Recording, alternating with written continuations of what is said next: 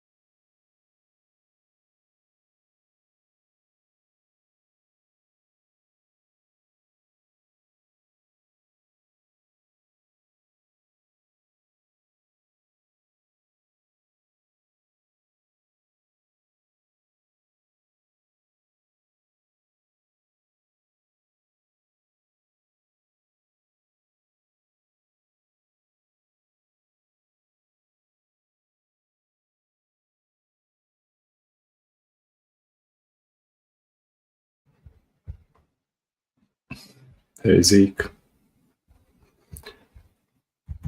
I am silent. How are you?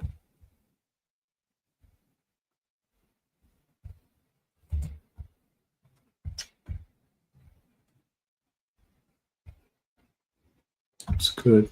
That is good. Are you working at the moment? Any projects?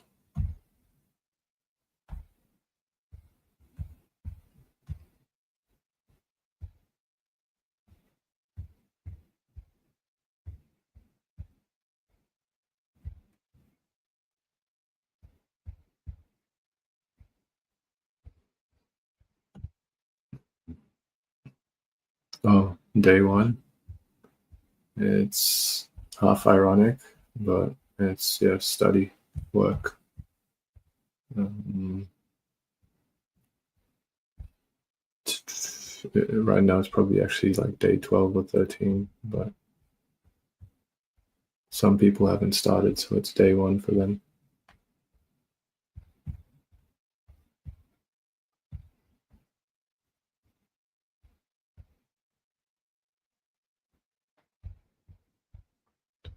I, I'm studying medicine.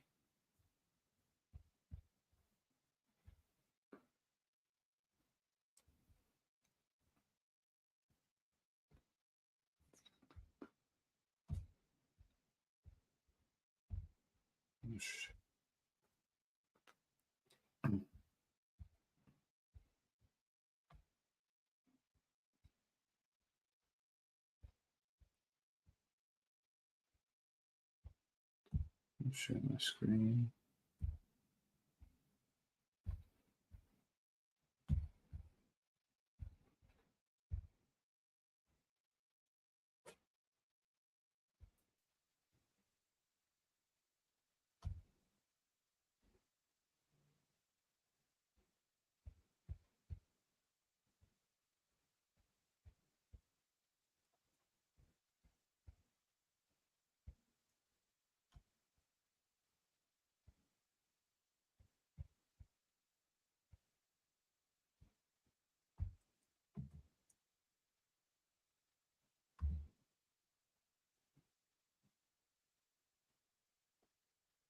Are you studying, Zeke?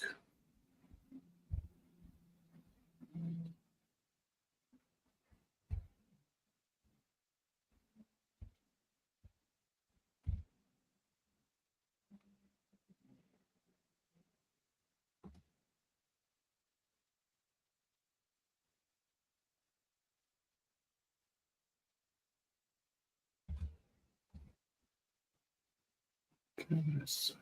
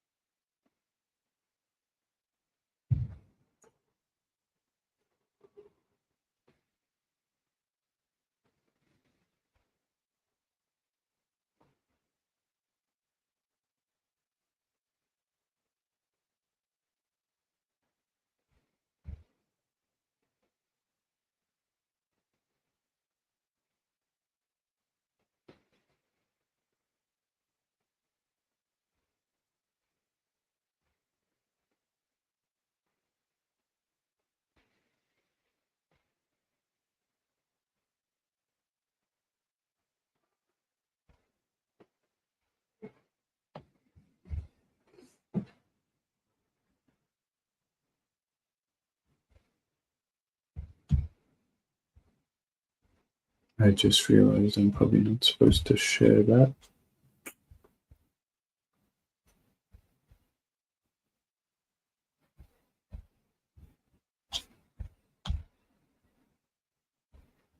I might have to delete this stream.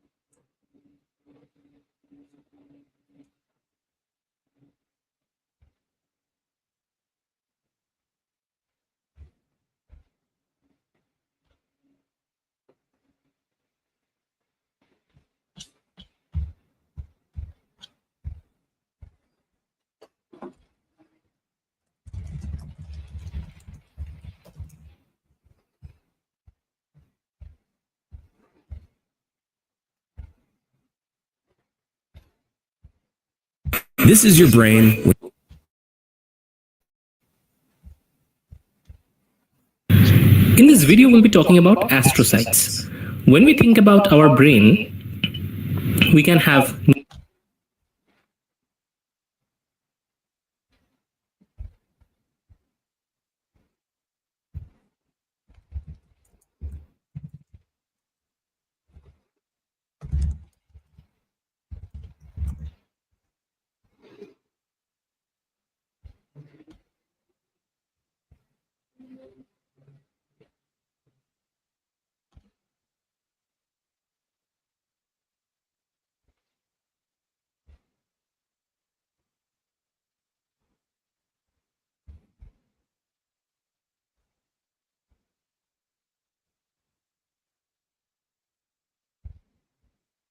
Hey guys, it's Medicosis Perfectionist, where medicine makes perfect sense. Let's continue our series called Labs. You'll find this playlist on my YouTube channel. In previous videos, we talked about urine chloride, urine uric acid, urine cortisol. We talked about beta-2 microglobulin, lactate dehydrogenase, and lactic acid. We talked about methemoglobin and the famous Bence-Jones proteins. Today, let's talk about urine ketone bodies. What are the ketone bodies that you know? Acetone, acetoacetic acid, beta-hydroxybutyric acid. Notice these are acids. Hey Medicosis, do we normally see urine ketones? No, normally there should be no ketone bodies in your urine, but when we see them, this could be a sign of a disease. Please watch the videos in this playlist in order. And if you want to know the biochemistry behind ketone bodies and ketogenesis versus ketogenolysis, please refer to my biochemistry playlist, where we talked about carbohydrate metabolism, fat metabolism, and protein metabolism. The most important question in metabolism is, are we in the feeding state or the fasting state? If we are in the feeding state, it's the insulin land. If we are in the fasting state, it's glucagon land. Insulin world, in the feeding state, when I eat, I need to build up stuff. So amino acids will be built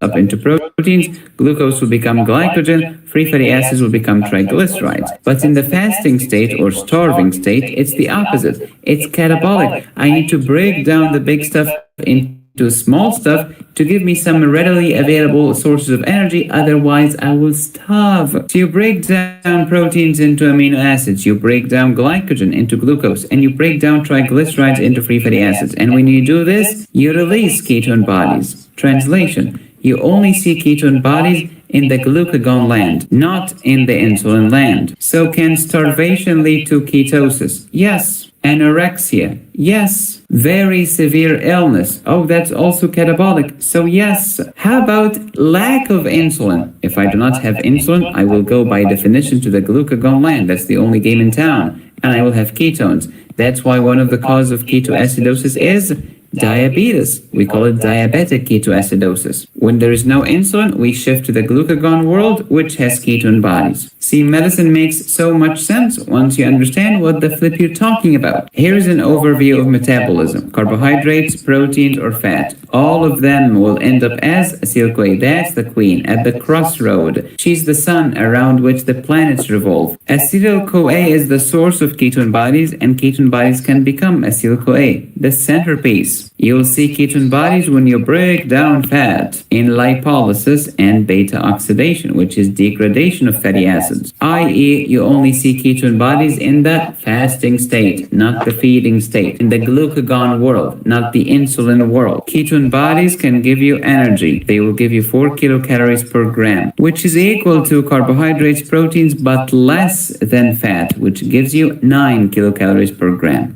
Anytime I break down the fat, such as the fat in my belly, what's going to happen? Triglycerides become glycerol and free fatty acids. Degradation of fatty acids will give me ketone bodies. Ketone bodies come from acetyl-CoA, and they can become acetyl-CoA. For me to make ketone bodies, I gotta be in the glucagon world, but insulin inhibits ketosis. Very important. That's why patients who have no insulin, like patients with type 1 diabetes, cannot inhibit ketosis. Therefore, they end up with too many ketone bodies. They can show up in the blood, ketonemia, and in the urine, ketonuria. What are these ketone bodies again? Acetone, acetoacetic acid, beta-hydroxybutyric acid. Ketone bodies are here. I have good news, I have bad news.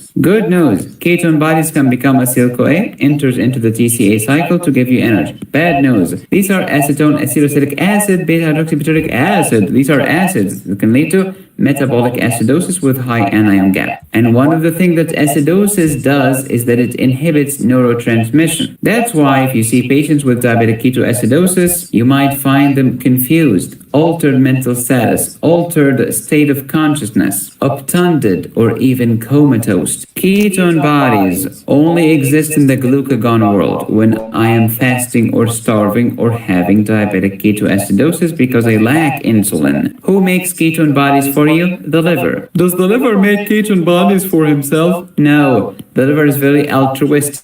The liver will make the ketone bodies but will not use them. Instead, it will give them to other tissues that can use those ketone bodies via ketogeneolysis. And these tissues include heart, skeletal muscles, kidney, cortex, and brain only during prolonged starvation. Otherwise, the brain prefers glucose. Where did ketone bodies come from? From acetyl-CoA.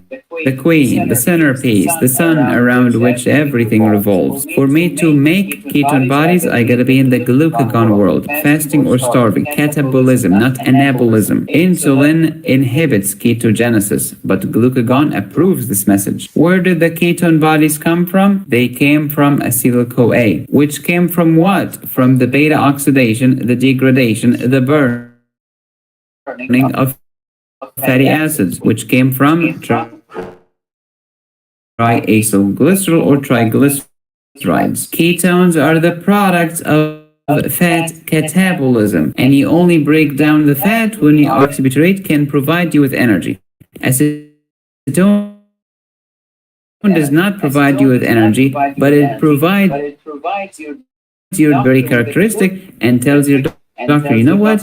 Maybe this patient has ketosis. Maybe we need to ask some questions. Maybe we need to run some tests. Maybe this patient is having diabetic ketoacidosis. Maybe this patient has diabetes type 1 and does not know it. That's the significance of acetone. It is clinically significant, not physiologically significant. That's tweetable right there. In ketogenolysis, you can burn these ketone bodies and get some energy. That's the good news. Bad news, they can lead to acidosis. Look at this. When beta-hydroxybutyrate is becoming acetoacetate, this increases NADH. Yes, this is a source of energy. But when you increase the NADH to NAD ratio, this will favor the production of lactic acid. That's another acid that can lead to more acidosis. And that's why patients with diabetic ketoacidosis, too many ketone bodies, can have what also? Lactic acidosis. It makes sense if you understand biochemistry. Medicosis, you told us that the liver is altruistic. The liver makes ketone bodies but cannot utilize them. Why not? Why can't the liver utilize them? Because the liver lacks the thiophorase enzyme, aka succinyl-CoA acetoacetate transferase enzyme, which is important for ketogenolysis. So the liver cannot perform this ketogenolysis. The liver can perform ketogenesis, the formation of ketone bodies, but the actual utilization of them, Normally, what's the function of insulin? Insulin pushes glucose to your cell, usually skeletal muscle or adipose tissue. But it does not just push glucose. It pushes amino acids and free fatty acids and potassium and phosphate towards the cell and away from the blood. Insulin pushes the fat to the cell and away from the blood. But what if I have type 1 diabetes and I have no insulin? Then no one is going to push the fat into the cell. The doofus glucagon, the enemy of insulin, will do the opposite, will break down the fat into fatty acids and cholesterol. And when you burn the fatty acids, what do you get? Acetyl-CoA, which can become ketone bodies. In type 1 diabetes, there is no insulin. Insulin is the major anti-ketogenic hormone. But with no insulin, what do you think I'll get? Ketosis. Ketosis in diabetes equals diabetic ketoacidosis because these ketones are acids. But in patients with type 2 diabetes, they do have insulin. It's just not very good at working, especially on the GLUT4. Since they do have insulin, they do have some anti-ketogenic activity. So there is usually no ketosis, so they do not develop diabetic ketoacidosis. Instead, they develop hyperglycemic, hyperosmotic, non-ketotic syndrome. No ketosis? Yes, because insulin is there. Of course, in real life, it's not that cut and dry. It's not that type 1 always gets DKA and type 2 gets this one. In real life, there is an overlap. In real life, it's complicated. Medicosis. Normally, you said that there should be no ketone bodies in the urine. Yes, that's normal. Okay, tell me about the abnormal or the causes of ketone bodies in the urine. Well, first of all of these have to do with what? Catabolic state, starvation state, the land of not insulin, but glucagon, cortisol, epinephrine, and thyroid hormone. Examples: diabetic ketoacidosis. Insulin is lacking, so I shift to the other land. Alcoholic ketoacidosis. Alcohol metabolism produces tons of acetyl-CoA, which can become ketone bodies. Moreover, many alcoholic patients forget to eat. They get their energy from alcohol and they forget to eat. They say, oh, who cares? And when you're not eating protein, low-carb diet, all of illness or febrile illness, that's a catabolic state. Too much fever breaks down your proteins. It's denaturation. When you breaking down stuff, it's catabolic. It's the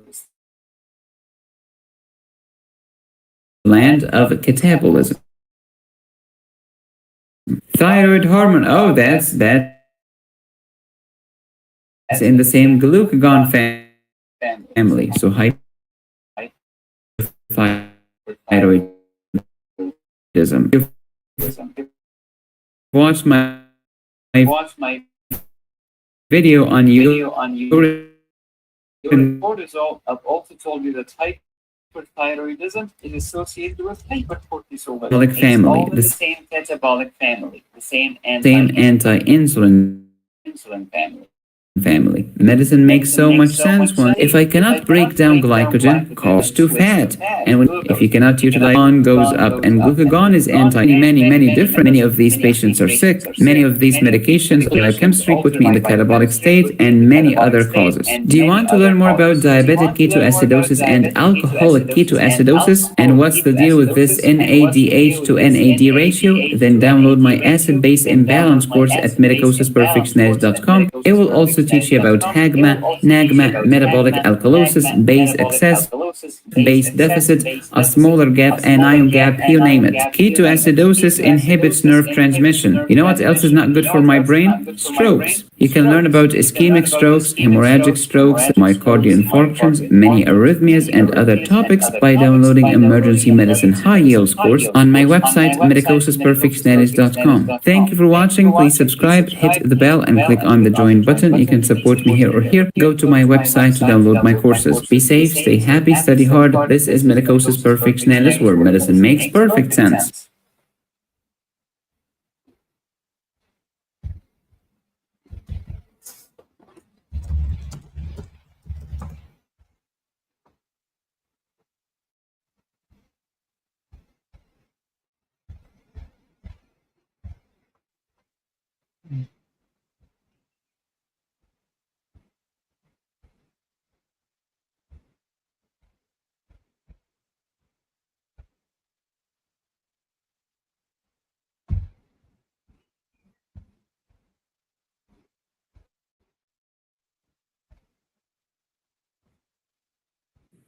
In this lecture, we're going to cover the pharmacology of anxiolytic and hypnotic drugs. So let's get right into it. The primary use of anxiolytic and hypnotic drugs is to treat anxiety and insomnia. Anxiety is generally defined as an emotional state characterized by excessive feelings of worry, fear, and nervousness, while insomnia is generally defined as the inability to initiate, maintain, or achieve restful sleep.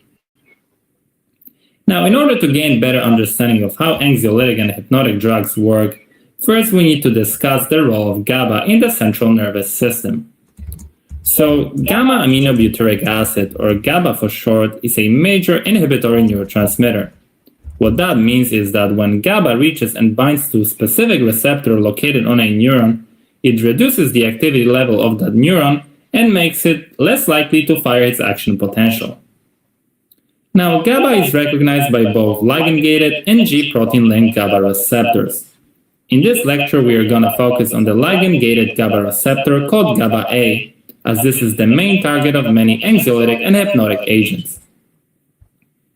Now, the GABA-A receptor is made up of 5 subunit proteins arranged to form a central pore. These subunits have been labeled with Greek letters such as alpha, beta, gamma, and delta. The subunit composition of GABA-A receptors in the brain most frequently consists of 2 alpha subunits, 2 beta subunits, and 1 gamma or delta subunit. Furthermore, for each subunit, many other subtypes exist. The function of each GABA-A receptor depends on which subunit it contains. For example, GABA-A receptors containing alpha-1 subunit appear to be involved in sleep, while those that contain alpha-2 or alpha-3 appear to be involved in anxiety. Now, when 2 GABA molecules bind to the GABA-A receptor, conformational change is induced, which results in opening of the central pore that allows negatively charged chloride ions to rush into the cell. This in turn increases the negative charge inside the postsynaptic cell, which makes more difficult for an excitatory inputs to cause an action potential. Now, GABA-A receptors are present in high concentration in the limbic system. One part of the limbic system is the amygdala, which contains many neurons that use the neurotransmitter GABA to control feelings of fear and anxiety. In times of stress, excitatory neurons in the amygdala fire rapidly, sending excitatory signals to other areas of the brain. It is this type of firing that leads to feeling of panic or fear. The inhibitory interneurons in the amygdala regulate these emotions by releasing GABA.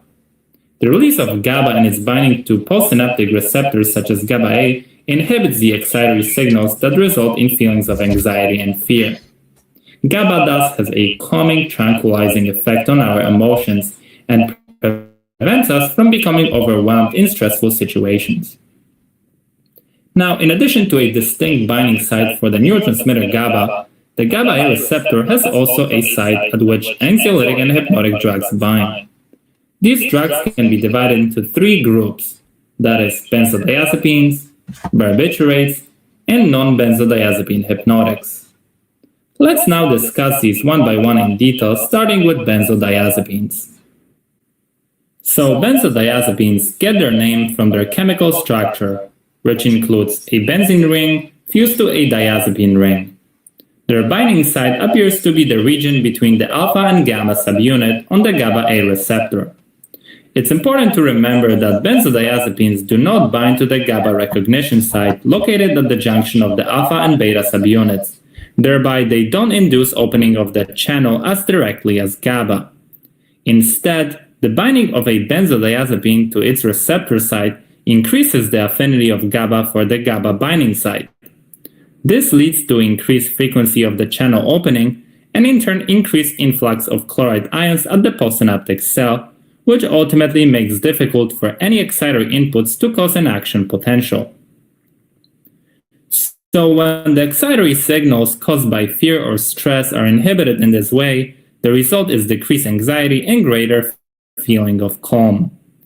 In addition to that, benzodiazepines can also produce mild muscle relaxation as a result of their action on GABA receptors in the spinal cord, cerebellum, and brainstem. The examples of benzodiazepines are alprazolam, chlordiazepoxide, clonazepam, diazepam, lorazepam, and temazepam. When it comes to side effects of benzodiazepines, the most common ones are related to their sedating and muscle relaxing action. They include drowsiness, dizziness, decreased alertness and concentration, as well as impairment of motor coordination. Now, let's move on to the next group, that is barbiturates. So, barbiturates bind to GABA-A receptor at the alpha or beta subunit, which is different from the GABA binding site and also different from the benzodiazepine binding site. Now, just like benzodiazepines, barbiturates enhance the effect of GABA at the GABA-A receptor. However, instead of increasing the ion channel opening frequency, they increase the ion channel opening duration. In other words, unlike benzodiazepines, barbiturates hold the ion channel open continuously for long periods of time. In addition to that, barbiturates can decrease the activity of excitatory neurotransmitters such as acetylcholine and glutamate, and at higher doses, they can also mimic GABA and directly activate GABA receptors, thus leading to profound central nervous system depression. This is why barbiturates have a much lower therapeutic index than benzodiazepines, meaning the toxic dose is not much higher than the therapeutic dose. The examples of barbiturates include pentobarbital, phenobarbital, and secobarbital. When it comes to side effects, barbiturates most often cause dizziness, lightheadedness, sedation, as well as memory and attention impairments. Furthermore, because of their narrow therapeutic index, it's important to remember that even small barbiturate overdose can result in coma or death due to respiratory depression. Now, let's move on to our last group of drugs, that is non-benzodiazepine hypnotics. As I mentioned at the beginning of this lecture, GABA-A receptors in different areas of the central nervous system consist of various combinations of the subunits. The specific subunit that appears to mediate sedation is the alpha-1 isoform. So as their name suggests, non-benzodiazepine hypnotics are structurally different from the benzodiazepines, and as you may already guess, they selectively bind to the alpha-1 subunit of the GABA-A receptor, thus triggering chloride channel opening with resulting membrane hyperpolarization. Because alpha-1 containing GABA-A receptors are highly expressed in wake-promoting regions of the brain, the preferential binding of non-benzodiazepine hypnotics to these receptors results in sleepiness but not anti-anxiety effect. The examples of non-benzodiazepine hypnotics are zolpidem, zaleplon, and azopiclone. When it comes to side effects, non-benzodiazepine hypnotics can cause cognitive impairments, including memory loss, daytime sedation, as well as impairment of motor function. And with that, I wanted to thank you for watching. I hope you enjoyed this video, and as always, stay tuned for more.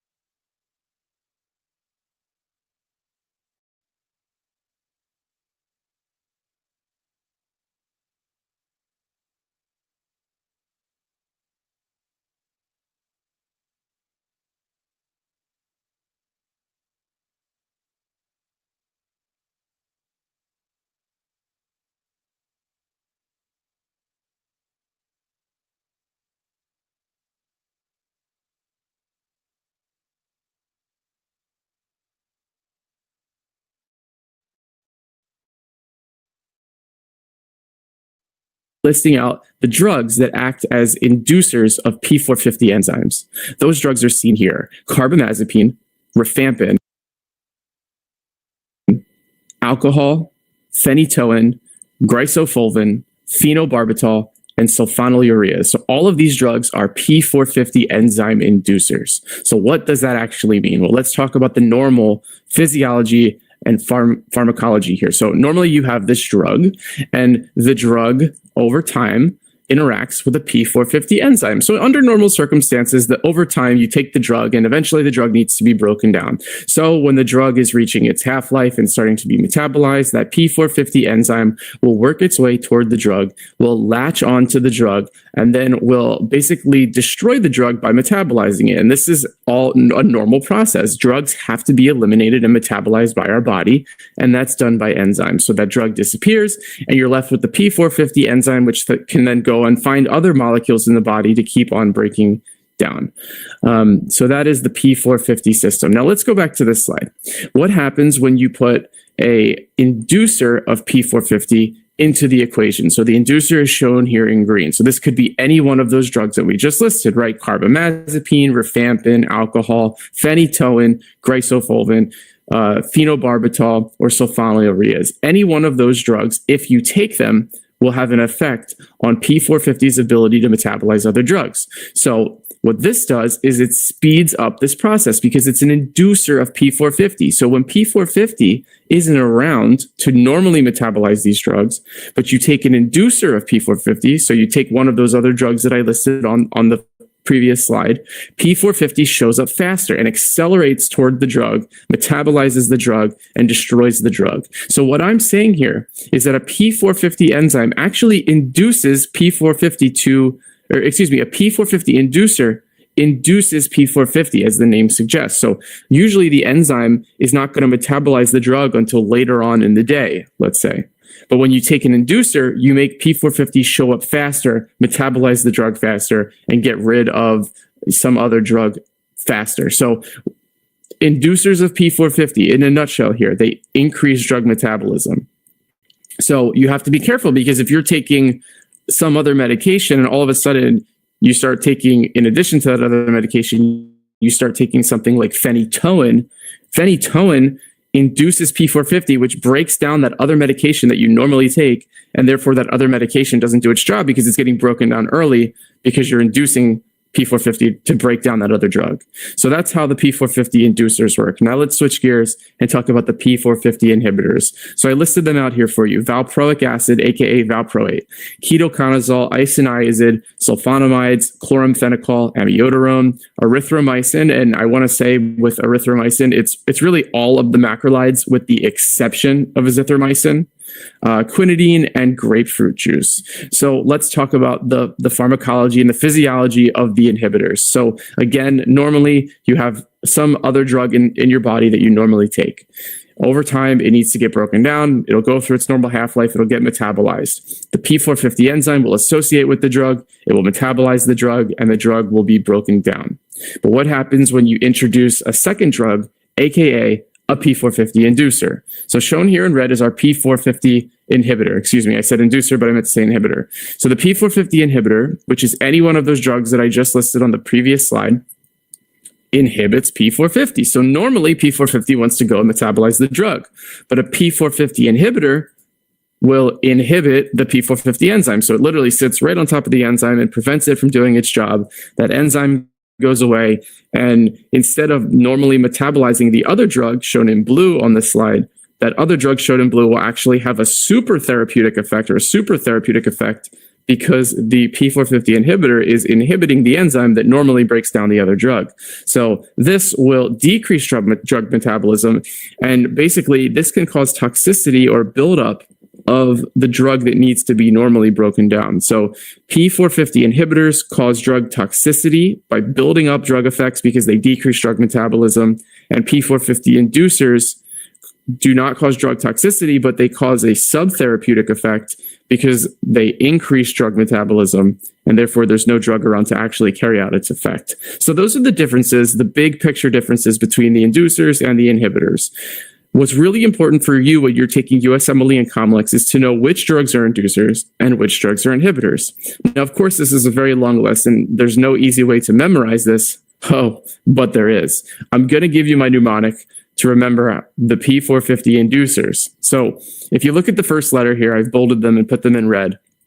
The mnemonic is crap GPS induces my rage. So I don't know if you guys remember, before iPhones had the GPS on them, everybody used to use like their Garmin or their TomTom. They used the GPS, but if you were ever driving with your GPS and it couldn't calculate the map fast enough or was just buffering, that was the most rage-inducing thing of my life. I hated that. So crap GPS, CRAP GPS, corresponds to the letters of the drugs that are inducers. So they induce my rage. If you can look at this list and know what the inducers are, then by process of elimination, you'll know what the inhibitors are. So I never, ever memorized the inhibitors, but I just memorized the inducers using my mnemonic. And then on test day, if I got some question where it was very clear they were asking me about either an inhibitor or an inducer, if it wasn't one of the crap GPS drugs, then I knew it was an inhibitor, and therefore I knew it was inhibiting P450, and I would work that out in my head to figure out what the answer was.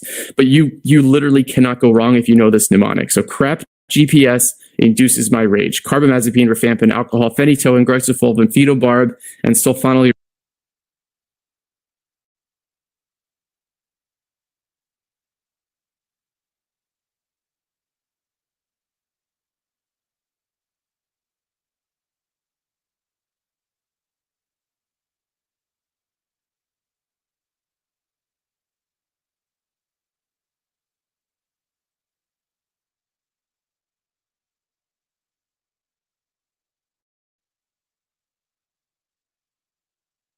So let's get started with the auscultation. So there are 4 very distinct locations where stethoscopes get placed. And what might happen on your exam is that you'll be given the location of where they're auscultating these murmurs. So the mnemonic for remembering these positions is apartment M. We filled that in here. APTM, apartment M. The right second intercostal space is known as the aortic area. The left second intercostal space is known as the pulmonic area. The left fourth is the tricuspid area, and then you have the apex, which is the mitral area. So get this down and commit this to memory first. This is good not only for exams, but also for when you enter your clinical rotations and start to have to, know where to place your stethoscope when you're actually listening to somebody's heart. Now I want to transition now and kind of use an example to show you how to figure out what the murmur is simply based on a few clues in the description. So here's an example. A 78-year-old male presents complaining of dyspnea on exertion and exertional angina for the past 3 months. On exam, you note a 2 out of 6 systolic murmur when your stethoscope is placed in the apical area. Which of the following is the correct murmur? So this is much simpler than it needs to be. People get really overwhelmed when they get murmur questions, but let's simplify this. Basically, you need to look for a few things. One, is the murmur systolic or diastolic, and where is it occurring? If you know those two pieces of information, you can solve the murmur without any other clues. You don't even have to listen to the audio file to see what the murmur sounds like. In this question, they told us that it's a systolic murmur and it's in the apical area. So you can see in the top left here, I included our diagram with our 4 different auscultation spots. So we know that we're in the apical area. So we know this has to be a mitral sound. Now the question is it mitral stenosis or mitral regurgitation? So starting from the ground up here, if you knew of the apartment M mnemonic, you would already know this has to be mitral. So you've got part 1 of this question solved. Part 2 is it mitral stenosis or mitral regurgitation? And that's where the systolic versus diastolic part comes into play. So now you have to ask yourself, what happens at the valve during systole versus diastole? So we're talking about the mitral valve, and we know that during diastole, blood is going to flow from the left atrium into the left ventricle and fill during diastole. But in systole, blood is going to be ejected out of the left ventricle, and it has the potential of going back across the mitral valve if it's going to regurgitate back into the left atrium. So I've kind of already given it away here, but basically we know that we're talking about a systolic murmur, and the only time that a murmur occurs on the mitral valve during systole is during mitral regurgitation. Again, if it was mitral stenosis, it would have to be a diastolic murmur, because the only time that you hear mitral stenosis is when blood flows across the mitral valve when the left atrium is trying to throw blood into the ventricle as it fills that ventricle. So I want to take a step back here and make sure that you're up to speed. First, you have to know the APTM, apartment M mnemonic. That tells you where the murmur is located or what area we're listening to. Then you have to ask yourself, what happens at that valve during systole versus diastole? And if you know all of that information, you can solve what the murmur is based on just those 2 pieces. You don't have to even listen to the audio file. So it's a really nice trick if you can get that down and understand the basic physiology about what happens at the valve in systole versus diastole. Now, with that in mind, this is the basics, the absolute basics that you need to know, the systolic versus diastolic murmurs. What I recommend is that you pause the video right now and ask yourself, what happens at the aortic valve, what happens at the pulmonic valve, what happens at the tricuspid, and what happens at the mitral during systole versus diastole. If you can understand whether blood is going to be ejected or going to be filling a ventricle, then you will be able to solve almost every question. If you're ready to move on, we're going to now talk about what makes murmurs louder or softer. And this is usually what people get tripped up on, so it's very important that we get a few things down. First is that during inspiration, right-sided murmurs get louder, and during expiration, left-sided murmurs get louder. This is just a general rule, and I need you to memorize it because it's going to go a long way for you. So what I always remembered was rinspiration and lexpiration. Left-sided gets louder during expiration, and right-sided gets louder during inspiration. This is something that you absolutely need to memorize. I wouldn't even think about why, just memorize it. The more confusing topic is what happens with preload versus afterload. So we're going to spend quite a bit of time on this slide. So I really want to make sure that you understand this. When you increase preload, basically what you're doing is pushing more blood back to the heart. Therefore, as more blood flows over valves, the murmurs become louder because more blood is going to flow over them. So as an example, if you usually have a mitral stenosis, the more blood that flows across that mitral valve means that that murmur is going to be louder because more blood is going to flow through an already stenotic valve. So if you're auscultating it, it will be louder, aka worse. The exception to this rule is hypertrophic obstructive cardiomyopathy and mitral valve prolapse. This is a very high yield concept, so I'm going to explain this. When you have hypertrophic obstructive cardiomyopathy, or HOCM for short, the heart becomes hypertrophied, and the septum kind of bulges and blocks the outflow tract. So normally, more blood flowing across a valve or into the heart makes murmurs louder. But in the case of HOCM and mitral valve prolapse, which is, lower yield, but still we include it in this discussion, more blood in the heart actually pushes that septum back into its normal physiologic position. So in HOCM, if you can envision this diagram in your head, the more blood or the more pressure on that septum pushes it back into its normal position and reopens that outflow tract. So generally speaking, anytime you increase preload, which you do via squatting or leg raising, more blood is going to flow through the heart. And anytime more blood flows over a valve, whether it's stenotic or regurgitant, you're going to get louder murmurs. The only exception to this rule is HOCM and mitral valve prolapse. In HOCM, it's because more blood pushes the septum back into its normal position, which is the picture all the way on the left. And in mitral valve prolapse, it's because the mitral valve is literally prolapsing and it's blocking normal blood flow. So I want to simplify this to the most basic level. You don't need to understand what's happening with the mitral valve. You'll never be asked that. But just think of it as more blood going through the heart and returning the mitral valve leaflets back into their normal position. That's all you need to know. So again, I'm going to summarize. More blood, more preload, every murmur gets louder. The only exceptions are HOCM and mitral valve prolapse. HOCM because you reopen up the outflow tract obstruction, and mitral valve prolapse because you return the valves back into a relatively normal position where you don't hear the mid-systolic click that goes along with mitral valve prolapse. That's increased preload. Now let's jump to the other side of the slide here. If you decrease your preload, your murmurs will get softer. And it's the same exact reasoning, right? Less blood going back to the heart means less blood is going to flow across a stenotic or regurgitant valve. Therefore, the murmurs will be softer, aka better, right? They're not going to sound as loud. They're not going to sound as bad because less blood is flowing over the abnormal valve.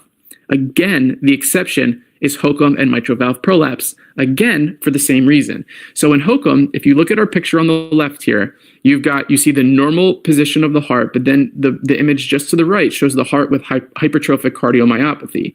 If you have less blood flowing through the heart, then less blood is there to push that septum back to its normal position. So HOCM sounds worse. In mitral valve prolapse, you have less blood to return the mitral valves back to their normal position. When you decrease preload, you do that via Valsalva. So you bear down. It's like telling a patient, I want you to bear down and pretend like you're having a bowel movement. This prevents blood from returning to the heart, aka it decreases your preload. So that's everything you need to know about preload, right? Think about preload as the amount of blood that gets loaded into the right atrium, aka the amount of blood that is returning to the heart through the venous system. Now I want to talk about afterload. Afterload is basically the pressure against which the heart pumps. So increased afterload means more pressure is being exerted upon the left ventricle as it tries to eject blood out of the heart. You can increase your afterload by doing something called hand grip. So when you're examining a patient, if you ever want to have them do hand grip, you're going to tell them to squeeze their left hand. And that hand grip is going to increase afterload. Right? It's going to increase the pressure against which the heart has to pump. Now, usually when you increase the afterload, you get louder regurgitant murmurs. Now, why is that? Well, if the heart has to pump against a greater pressure, that means there is more pressure forcing blood backwards, right? Normally blood is going to pump out of the heart, but if it's pumping against a greater pressure, then you can think of it as more pressure being exerted upon the heart, which is going to try to force blood backwards. And that's exactly what a regurgitant murmur is, right? Blood is going to accidentally flow backwards in the wrong direction back over the valve. So when you increase afterload, the regurgitant murmurs become louder. Likewise, when you increase afterload, you're going to get a softer HOCM and a softer mitral valve prolapse. And this is the same reasoning as before. If we increase afterload, then HOCM has more pressure propping that septum back into its normal position. The mitral valves have more pressure propping them back into their normal position, those valve leaflets. So again, a softer HOCM or a softer MVP is really saying that the murmur is getting better, right? It's getting softer. You don't hear it as much because there's less of a mechanical issue since there's more pressure returning the heart to its physiologic position. And that's really important to understand.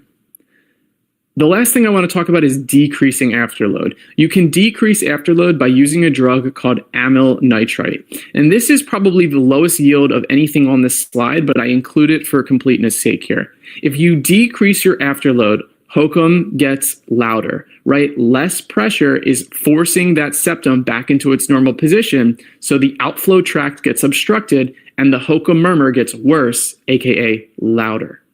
If you decrease your afterload, you get a louder MVP. Again, same reason. Less pressure is being forced upon those mitral valve leaflets, which means that the mitral valve is going to prolapse more and get worse or get louder. So again, this slide is talking about preload versus afterload, how we change preload, how we change afterload, how we make it increase versus decrease, how you do that with Valsalva, squatting, leg raise, all this stuff. It's very high yield.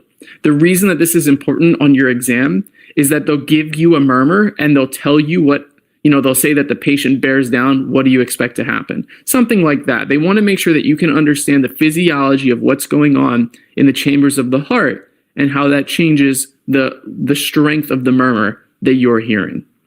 The other thing that I want to point out is that HOCM, because it's such a high yield exception, and again, it's way more high yield than mitral valve prolapse, HOCM can sound like other murmurs, but the way that you differentiate them is based on what it's doing with these maneuvers. So if you want to distinguish HOCM from something like a ventricular septal defect, they'll tell you what's happening with the murmurs. So keep this in mind. It's very high yield. Now what I want to get into is the last section of this video. This is going to be a rapid review of high yield associations and buzzwords that can help you get the murmur right. I've included a lot of my mnemonics here that helped me on my exam pretty extensively. And I would say that I usually was getting between 90 and 100% of the murmur questions correct just because I had these in my back pocket. So up to this point, you should understand normal physiology. You should understand the APTM locations and systolic versus diastolic, what's happening across that valve. You should understand how maneuvers change those murmurs. But if all else fails, if all of that normal physiology that I just explained is not enough to get you the answer right, well, fear not, guys. I've got some pretty sick mnemonics for you, so let's get into them. The first is aortic stenosis, and I would consider aortic stenosis to be probably the highest yield murmur that shows up on exams. This is known as a crescendo-decrescendo murmur, which means that the murmur gets louder towards the middle and then softer, so it kind of increases and then comes back down. There are two presentations for aortic stenosis. One is going to just be an old patient. If you have to take an absolute guess on your exam and you have a patient who's, let's say, 70 years or older, it's most likely aortic stenosis because over time, with all of the changes that happen as you age, that valve just breaks down. Hypertensive hearts and remodeling of the heart really leads to a lot of pressure going through that valve, and it causes an aortic stenosis. And what they say is that patients are SAD. They get syncope, angina, and dyspnea, right? So dyspnea, angina, syncope. Remember that old patients are SAD. Aortic stenosis is SAD. The other thing that you should keep in mind is that it's possible to have basically a functional aortic stenosis through a calcified valve. So if any patient has really high calcium levels, you can actually deposit little calcium crystals around the aortic valve. And because crystals accumulate around the valve, it's decreasing the space that blood has to pump through the aortic valve, which creates a functional aortic stenosis. So again, aortic stenosis, two presentations, anyone who's old and SAD, and the other person who has little calcification of their valve. The other thing that I want you to remember about aortic stenosis is that it radiates to the carotids. And the way that you can remember this is that I take the letter A for aortic stenosis and I draw the up arrow and the down arrow, which reminds me that it's crescendo, decrescendo. The up arrow also reminds me that it radiates up to the carotids. So if you remember where the aortic area is on our kind of rib cage diagram, that up arrow points right at the carotids. So aortic stenosis, old and SAD, crescendo, decrescendo, radiates to the carotids. If you do have to listen to it on your exam and it sounds like it gets louder and then comes back down, that's aortic stenosis. That's crescendo, decrescendo. And what you see at the top here is just the kind of diagram of the murmur based on what it sounds like. So again, aortic stenosis, crescendo, decrescendo. Mitral regurgitation is a holosystolic murmur. So it's usually about the same volume throughout, but it doesn't stop. It's holosystolic. It's present for all of systole. So between S1 and that should say S2, you hear continuous murmur. The mitral valve is usually implicated if the patient has a history of rheumatic fever. So the mnemonic is rheumitral. Anytime they have a history of rheumatic fever, think about the mitral valve. That is the number one valve that gets involved. Mitral regurgitation radiates to the axilla. That's important, and it's high yield because sometimes they'll tell you about the murmur and say that it's radiating, and they'll give you the direction of the axilla. So again, rheumitral, very important. That's mitral regurgitation. Tricuspid regurgitation is very similar. It's also holosystolic. Between S1 and, again, that should say S2, it's there the entire time. The tricuspid valve is always damaged when you have patients who have a history of intravenous drug abuse. So my mnemonic is, do you want to try some drugs? I want you to think about the tricuspid murmurs, whether it's regurgitation or stenosis, whenever you have a patient who has any risk factors or history for IVDA. So, patients with HIV, hepatitis, obvious intravenous drug abuse, anything that points to them being a former drug abuser, immediately think tricuspid valve. The reason that this is because the first valve that blood flows across when it reaches the heart is the tricuspid valve. So if you have blood that's littered with pathogens as a result of intravenous drug abuse, the damage is going to be primarily concentrated at the tricuspid valve. So, want to try some drugs? That's tricuspid regurgitation. Mitral stenosis is a very high yield murmur because of the description. It has what's called an opening snap. That's super high yield, and we'll come back to that in 1 second. But again, we're talking about the mitral valve here. So anytime a patient has a history of rheumatic fever, think rheumitral. It's always going to be the mitral valve more often than not. This opening snap is really high yield, and my mnemonic for remembering this is that the operating system is Microsoft. That is to say that the OS is MS. The opening snap is mitral stenosis. So anytime they describe an opening snap, it's going to be mitral stenosis. And the reality of this is that it's really hard to hear an opening snap when you're actually listening to an audio file. So if they want you to pick mitral stenosis, they're usually going to include the buzzword opening snap. That could change, but that's what I would remember. So again, the operating system is Microsoft, aka the OS is MS, aka the opening snap is mitral stenosis. The next murmur we're going to talk about is HOCM, hypertrophic obstructive cardiomyopathy. And we already went through this pretty extensively on the slide about maneuvers and how they change murmurs. But anytime a patient has a family history of sudden cardiac death, I want you to think about HOCM. So patients that are dying in their 20s or 30s while they're exercising, the reason that that happens is that, again, in HOCM, the outlet is obstructed and you get functional heart failure because the heart is unable to pump blood to the rest of the body. And one thing leads to another, and patients die during exercise when increased demand is placed on their heart. So just to go through this one more time, HOCM is going to be similar to other murmurs by the way that it sounds and the location in which you hear it, but how it changes during maneuvers gives it away. So it gets louder or worse with decreased preload. So less blood going to the heart means that the septum can push over more and obstruct more, which makes the murmur louder or worse. It gets louder or worse with decreased afterload. So decreased afterload means less pressure forcing that septum over, which means the septum is going to block the outlet. So the murmur gets louder or worse. HOCM gets softer, aka better, with increased preload. So you want to increase your preload, have the patient do some leg raising or some squatting, get more blood going back to the heart. More blood in the heart is going to force that septum, push it to the side, and make the murmur better or softer. And lastly, the murmur will get softer or better with increased afterload. So have the patient use some hand grip, squeeze their left hand. You're going to make the heart have to pump against a greater pressure, which means more pressure is going to force that septum back into its normal position, which makes HOCM sound softer or better. The last murmur we're going to talk about is mitral valve prolapse, MVP. So mitral valve prolapse is high yield for a few reasons. One is that it has something called a mid-systolic click. Anytime you have a young woman with a psychiatric history, I want you to think about MVP. We're still trying to understand the relationship between psychiatry and cardiology, and it's very, very extensive. However, usually patients with MVP are young women who are anxious or depressed. Don't ask me why. I cannot tell you why, but that is the association. So keep that in the back of your mind. MVP can be caused by myxomatous valve disease. I'm throwing that in here because anytime they talk about this, I want you to think about the mitral valve. Think about MVP for myxomatous valve disease. And my beautiful mnemonic to remember MVP is that to win MVP, your team has to click. So that mid-systolic click is found in MVP, or mitral valve prolapse. That's it for this video. There are a few murmurs that I did not include because there's not much that you need to know about them. Those would include a PDA, a VSD, and an ASD. If you're confused about those murmurs, I recommend Googling them and learning the few basics that you need to know. But for the purpose of this discussion, I left them out because there's not much that you need to know about them, and they're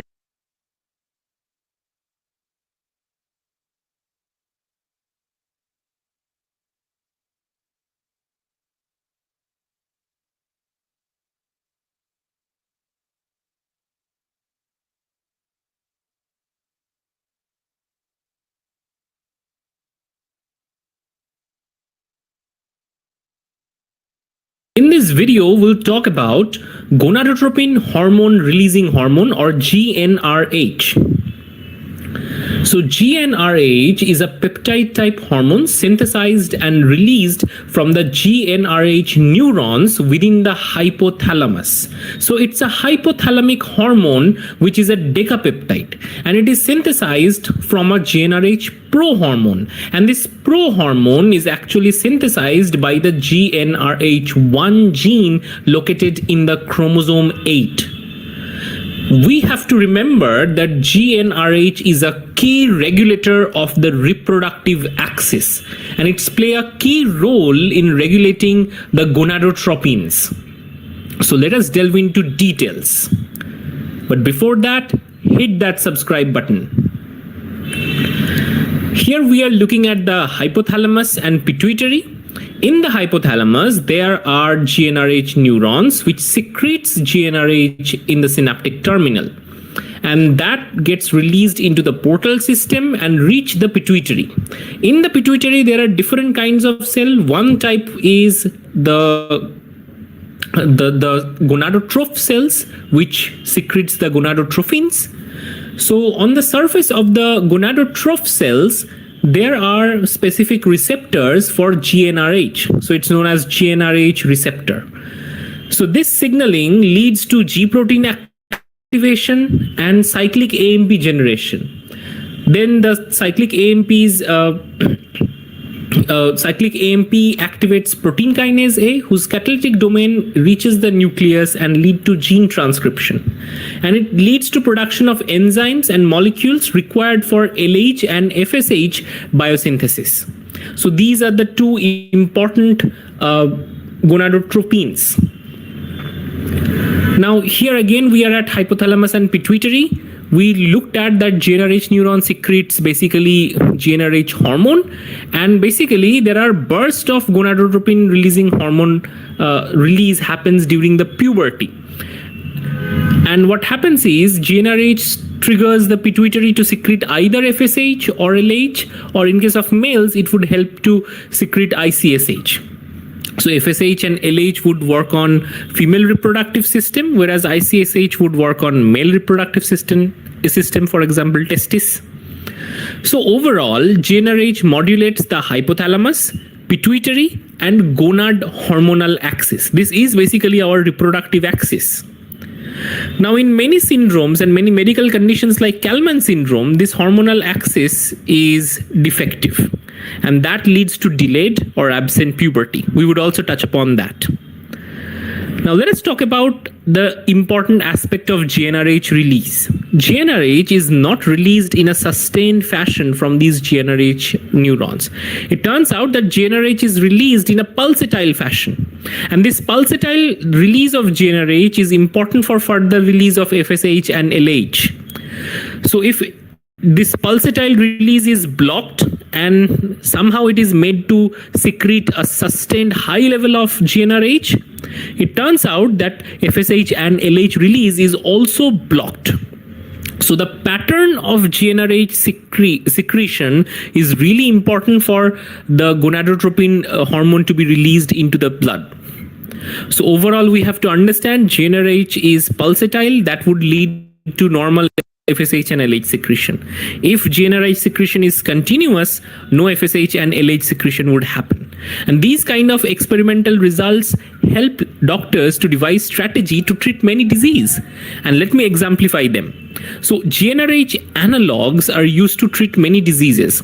For example, there are pulsatile dose that can be helped to basically regain the delayed puberty, because we know whenever there is gonadotropin releasing hormone, there would be FSH and LH secretion that can help in this transition in the puberty. Also, many cases there are an ovulatory infertility where the ovulation doesn't happen, and it doesn't happen because there is not enough LH in the system. So giving giving GnRH analog can improvise the LH secretion. Also, the continuous dose can be inhibitory, and this can be used to basically treat precocious puberty, where the transition to puberty happens very early. So it can be blocked by a sustained dose of GnRH analogs. Then there could be problems like endometriosis, breast cancer, and prostate cancer. So in case of breast cancer, estrogen is the key problem, right? And estrogen is secreted when LH and FSH stimulates the ovarian follicle. So if we block the GnRH itself, if we block the secretion of LH and FSH by the GnRH analogs, then estrogen levels would also be down, and that can be used as a treatment regime. In case of prostate cancer also, if the testosterone is too much, it will lead to a problem. So obviously, it can be blocked by blocking the gonadotropin hormones as a treatment regime. Now we would look at Kallmann syndrome, which is a defect in the hypothalamus. So Kallmann syndrome is a rare genetic disorder that affects the development of hypothalamus, and it leads to anosmia, that means absence of smell, and delayed puberty. So punchline, Kallmann syndrome combines an impaired sense of smell and the hormonal disorder lead to delayed puberty or absent in puberty. And it all starts in the embryonic brain. So in the embryonic brain, there are specific regions which would give rise to basically the olfactory receptor neurons, ORNs. These ORNs help us to understand the smell. And there are GnRH neuron which has to migrate all towards the hypothalamus to be situated there and control these hypothalamic pituitary gonad axis.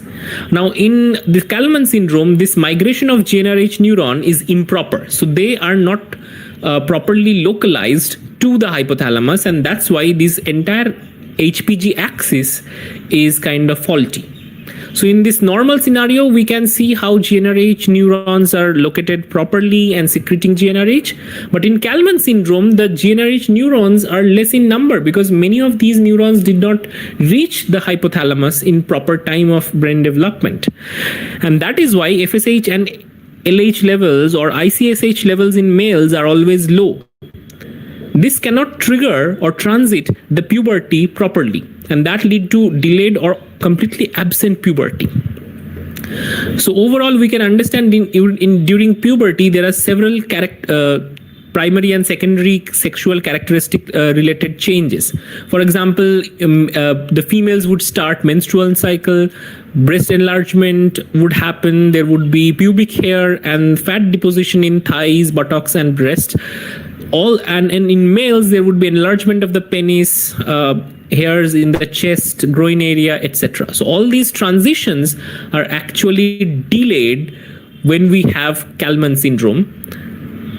Now, just to recap, basically there are primary sexual characteristics which are abrogated in males and females. For example, males would have small penis, improper testicular descent, low sperm count, and in females there is amenorrhea, or irregular menstruation. In the secondary sexual characteristics which are affected involves lack of facial hair. I think some of this might be wrong, so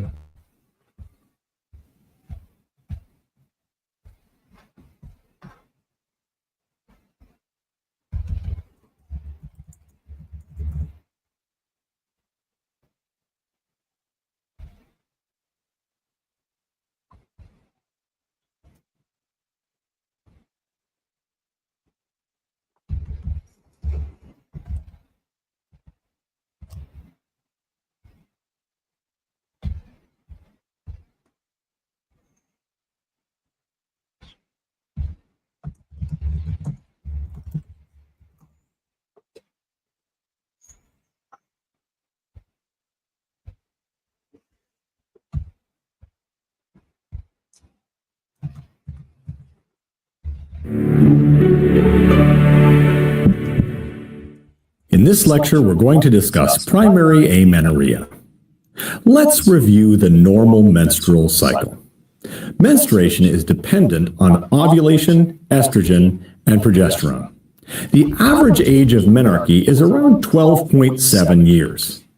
And 2/3 of girls experience menarche in the genital Tanner stage of Tanner stage 4. Not 5, but 4.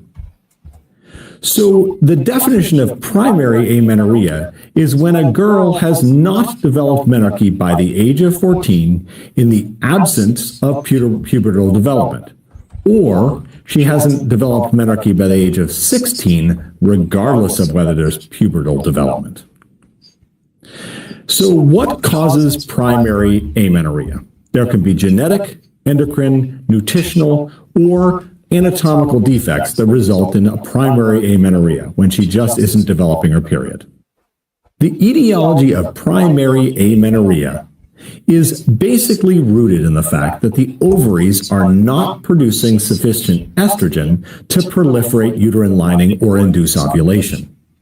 This can be because of two major causes. Either patients have a hypogonadotropic hypogonadism, which is an inadequate release of gonadotropins, LH and FSH, from the pituitary, resulting in a lack of ovarian response, or the patients have hypergonadotropic hypogonadism. In this case, they have lots of FSH and LH coming down, but there's an inadequate ovarian response to these gonadotropins. Alternatively, there can be a problem with the anatomic aspects of this patient. So, for example, they may have an absent uterus or a genital outlet obstruction, such as an imperfect hymen. So when we see a patient with primary amenorrhea, it's important to ask questions about the entirety of their history and do a good physical exam. We need to ask about and investigate other signs of pubertal progression. Does the patient have breast development? What Tanner stage is the child? We need to ask about the age of menarche in the mother and the sisters, as a delay may run in the family. We need to ask about menstrual, gynecologic, and pubertal problems that run in the family, and we should always ask about sexual activity. Additionally, we should ask if the patient has abdominal pain or cramping. This is how, for example, an imperfect hymen would present. It's important and critical to ask about diet and exercise habits. One of the most common causes of primenoria is an excessive exercise routine, or just a very competitive exercise routine, or excessive dieting, or just a very thin girl. These are all reasons why girls may have a delay in the onset of their menses. Also, we need to ask questions that will drill down on underlying hormonal problems. For example, if the patient is very short, she might have Turner syndrome, which may be part of the problem. So, during our physical exam, it's important to assess the Tanner stage. It's important to measure growth parameters, and specifically, a low BMI may delay onset of menses. This is in athletic kids or in kids who are dieting. Additionally, short stature may indicate a genetic or endocrine disorder, which is part of the problem. Next, we need to assess for an endocrinopathy or a genetic disease.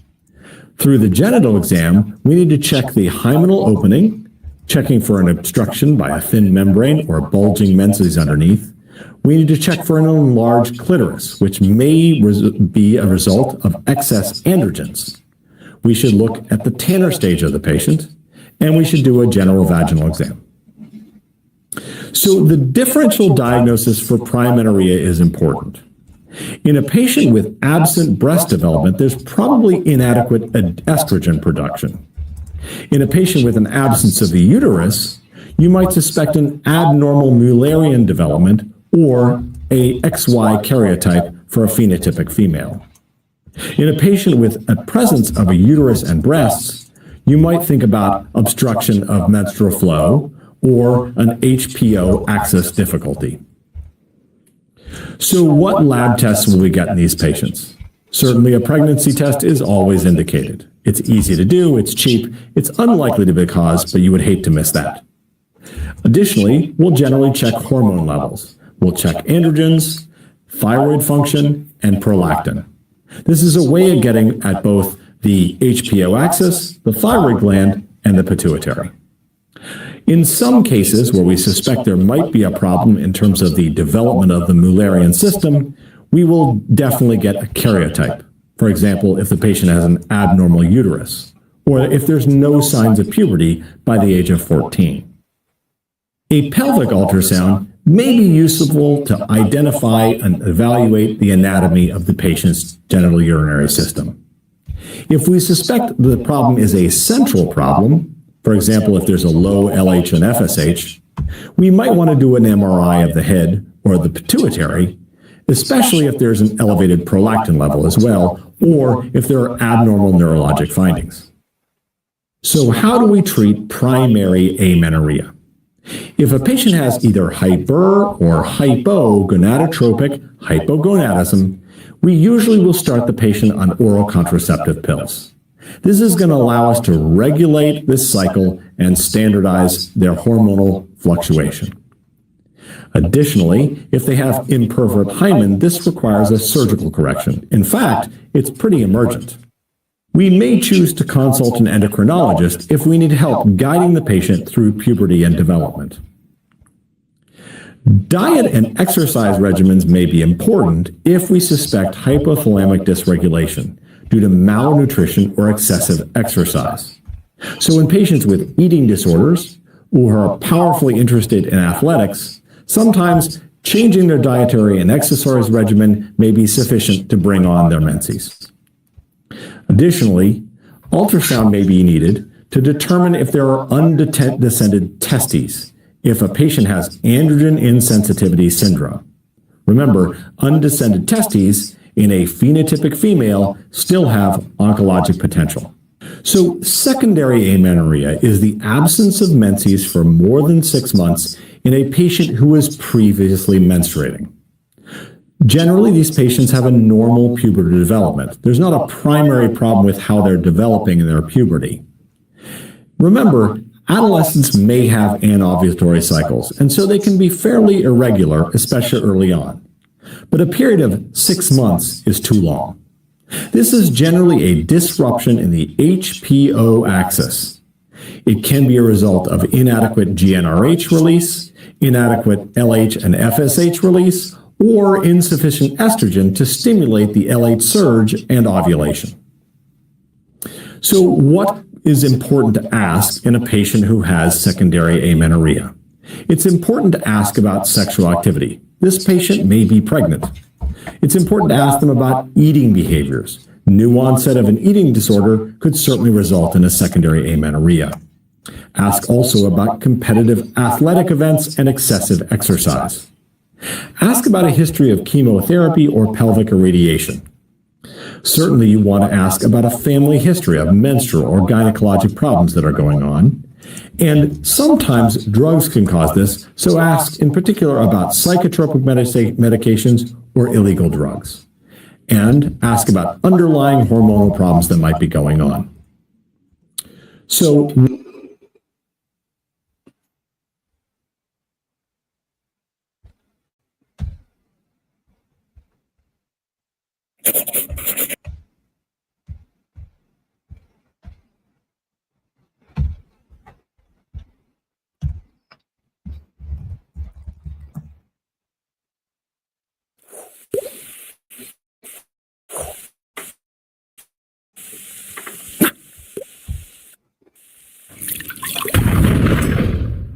All right, engineers, in this video, we're going to talk about the various different types of anemia. So first off, like every video, what is anemia? What is meant by anemia?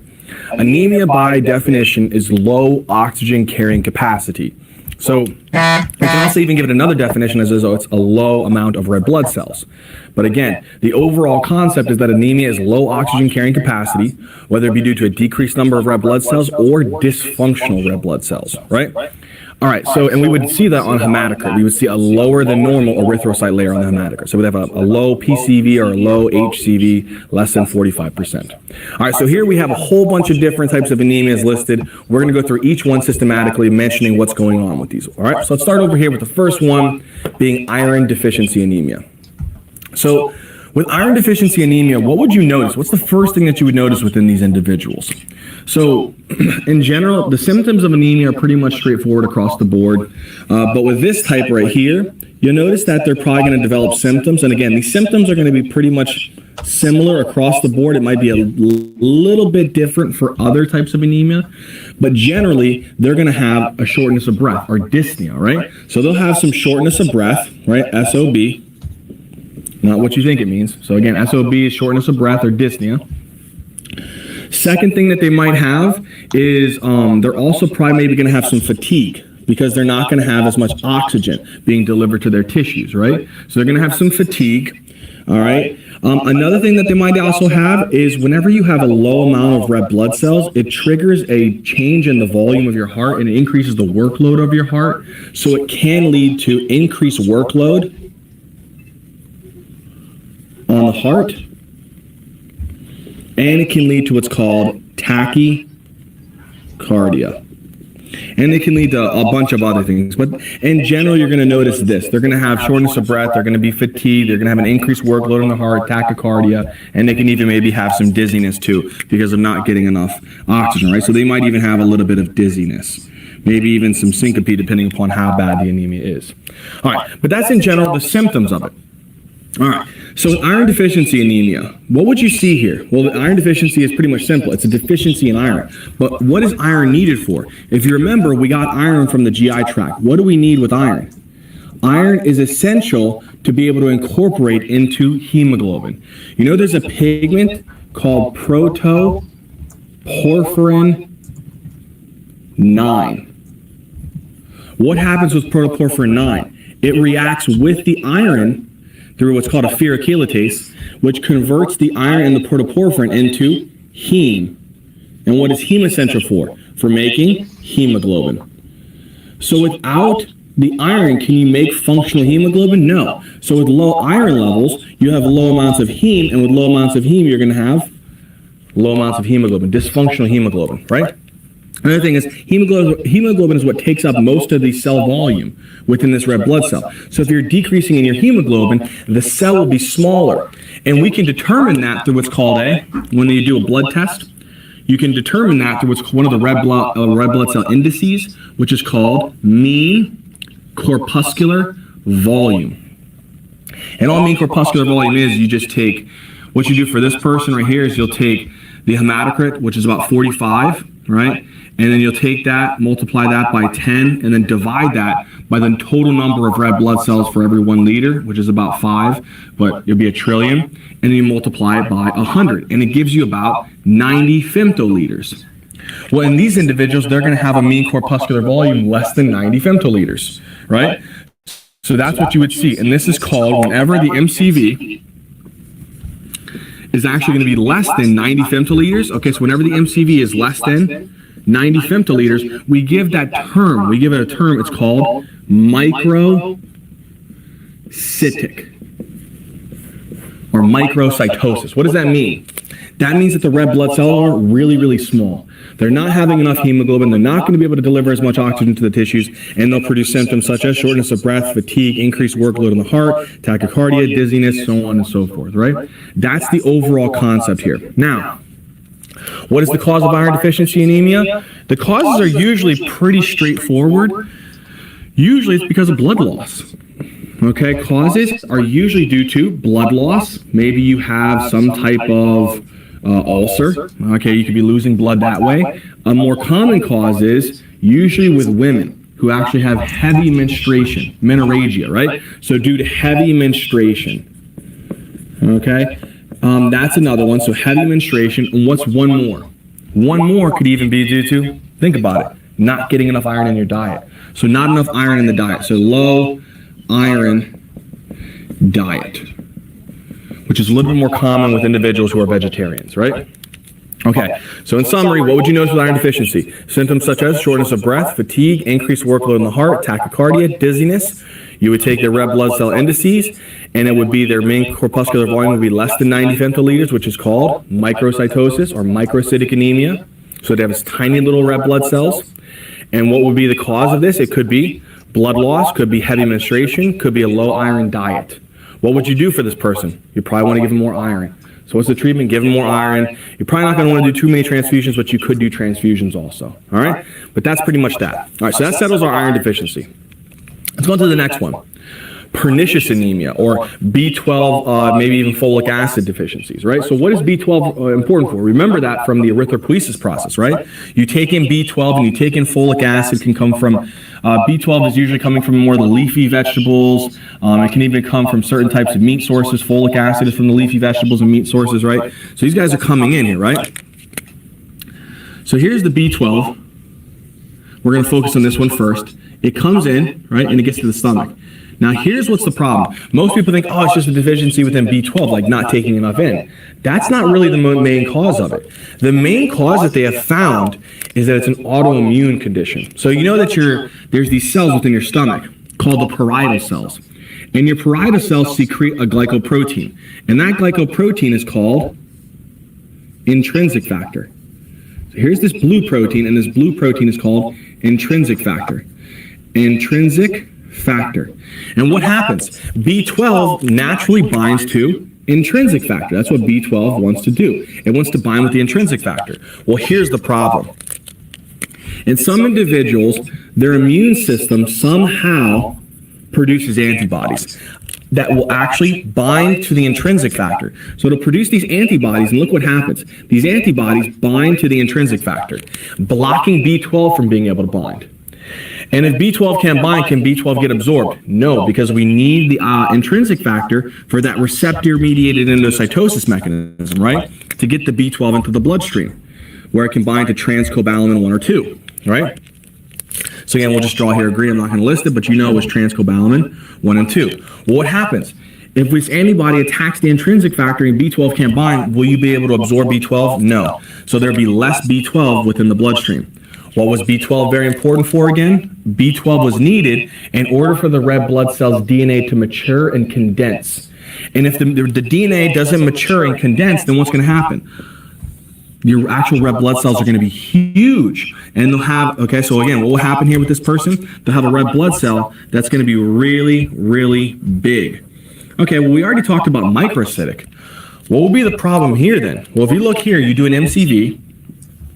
And again, you already know what it is. You take their hematocrit over the total number of red blood cells, multiply it by 100, right?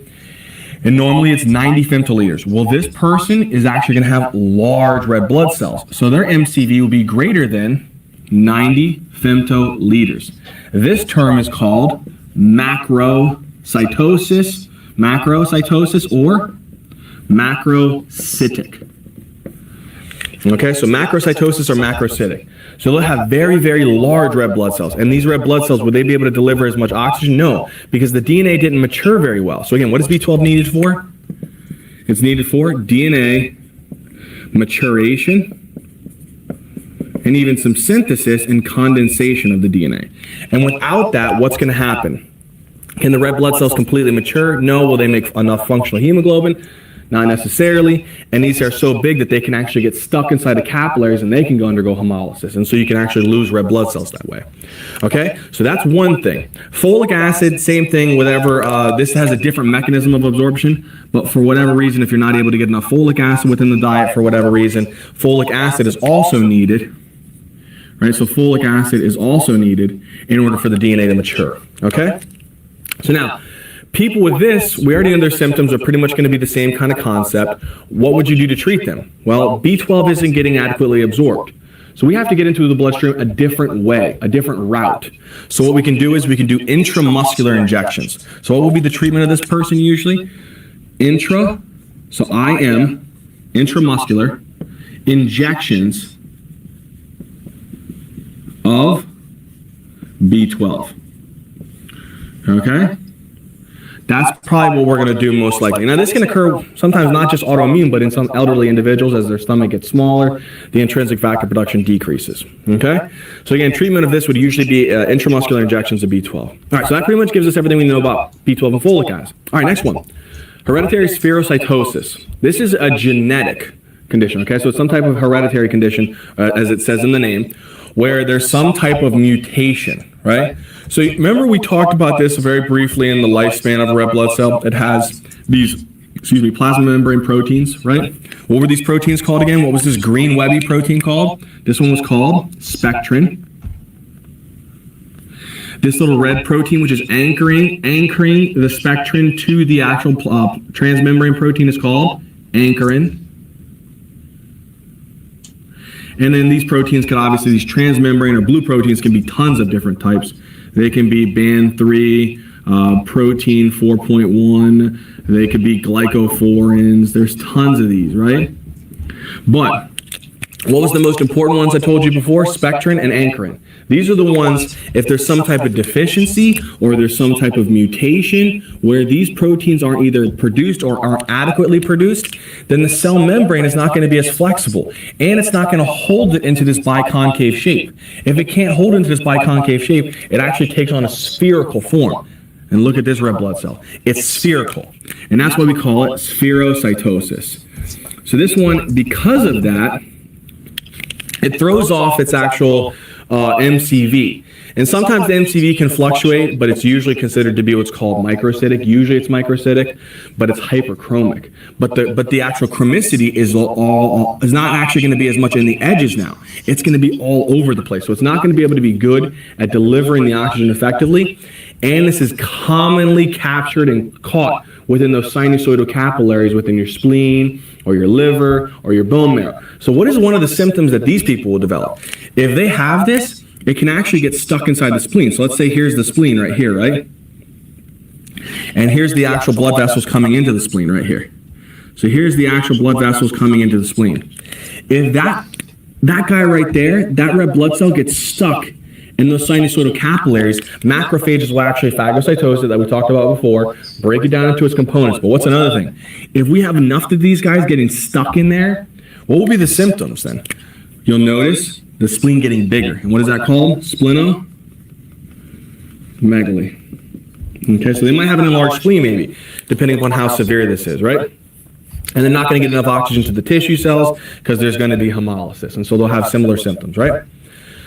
And they might even have splenomegaly. So that pretty much gives us hereditary spherocytosis. So it's deficiency or mutation with an ankyrin and spectrin, which causes the red blood cells to become spherical, right? Which then can cause them to get caught inside of capillaries and undergo hemolysis and can lead to splenomegaly. All right, let's go to my personal favorite here, G6-PDH deficiency, right? So it stands for, what does that stand for? It stands for glucose 6-phosphate dehydrogenase.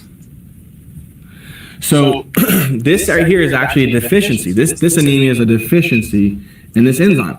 Now you're probably wondering, where the heck does glucose actually have to do anything with this? Well, here's where it's very interesting. There is a specific mechanism. You know that red blood cells, they can't do aerobic cellular respiration. They can only do glycolysis. So they can only convert glucose into pyruvate, right? And they can make lactic acid, they can make 2,3-BPG, a whole bunch of other things.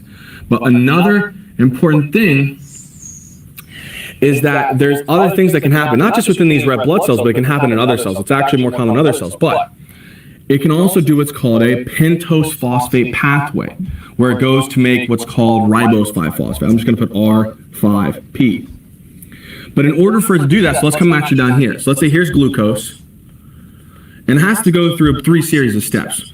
One is actually called 6-phosphoglucanolactone, and then it actually will go from that and eventually go to what's called R5P, which is ribulose or ribose 5-phosphate. So it actually turns into ribulose. And here's what's important. In these steps, there's a molecule called NADP positive that gets converted into what's called NADPH. And over here, there'll be NADP positive into NADPH. Why is this NADPH so important? Well, you know, there are a lot of free radicals that our body produces all the time, okay? It's producing these things all the time. Remember, we have the superoxide anion. You can have the hydroxide free radical. You can have the, you can even have specifically the hypochlorous acid. You can have hydrogen peroxide. And these are your free radicals, right? So these are reactive oxygen species. What is the danger of these? These can damage all kinds of different stuff within our body. Well, there's a molecule called glutathione. So I'm just going to draw a big G here, right? Big G here. It has these things called sulfhydryl groups, these little thiols, right? It's a thiol group. And what happens is, when these actual glutathiones, this is again, what is this called? It's called glutathione. So these molecules are called glutathione. These glutathiones will actually take some of these hydrogens and these electrons from these reactive oxygen species to make them less toxic, right? To be able to block their dangerous effect. So what it does is, it'll actually combine, maybe it'll donate some of these hydrogens onto this oxygen here, right? So it can actually donate some of these hydrogens onto the oxygen. It can donate some of these hydrogens onto the H2O2 and make water, right? So how will it do that? When it does that, it gets converted into what's called, so this is the reduced form of glutathione. But then it can get oxidized when it does that reaction to be able to act as an antioxidant. And then they're actually linked together. How are they linked together? They're linked together through disulfide bonds. How does that causing a problem? Well, in order for them to go back so that they can actually catch more free radicals, they depend upon NADPH. So they need NADPH for this step. NADPH drops off those hydride ions and those electrons, right, to make NADP positive. And that converts this guy back into the reduced form.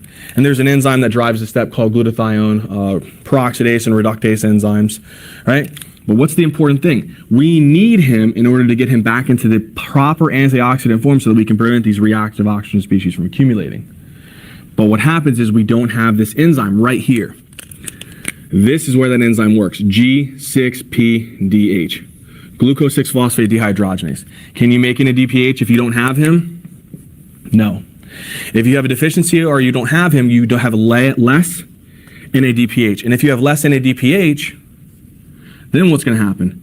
You're not going to be able to make as much reduced form of glutathione. Can you hold on to these reactions? Can you prevent these reactive oxygen species from accumulating? No. What will these reactive oxygen species do? They'll damage the hemoglobin. So what they'll do is, imagine here, I have a hemoglobin molecule right here. What it'll do is the reactive oxygen species will damage these guys. So it'll damage the actual hemoglobin.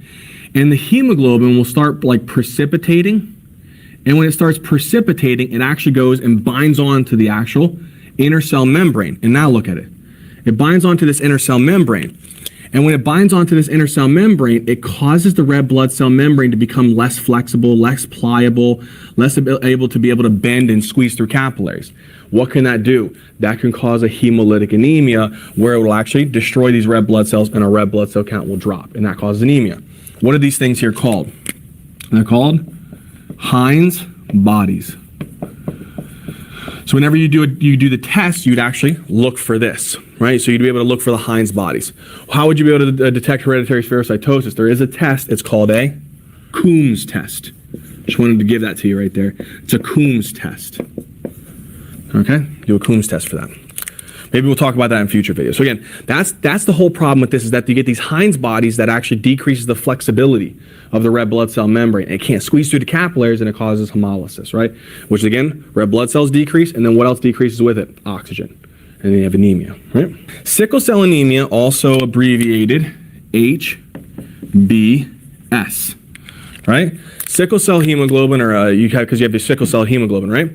what happens here? It's a point mutation, or specifically, there's different types of point mutations, where there's missense mutations and there's nonsense mutations. This is an example of what's called a missense mutation. So what do I mean by that? If you have a string of hemoglobin, let's say here's an amino acid, here's an amino acid, here's an amino acid, here's an amino acid, right? So this is the beads of amino acids that make up the primary structure of hemoglobin.